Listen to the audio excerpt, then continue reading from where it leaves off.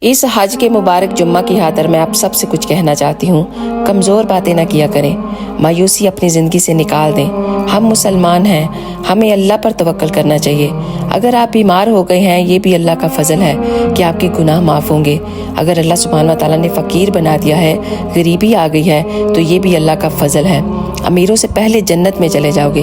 اگر کسی زندگی میں کسی جگہ پہ کمی رہ گئی ہے تو یہ بھی اللہ کا فضل ہے۔ اگر اللہ تعالیٰ ہمیں ایسا رکھنا پسند کر رہے ہیں تو ہمیں اس کے فیصلے پر راضی ہونا چاہیے۔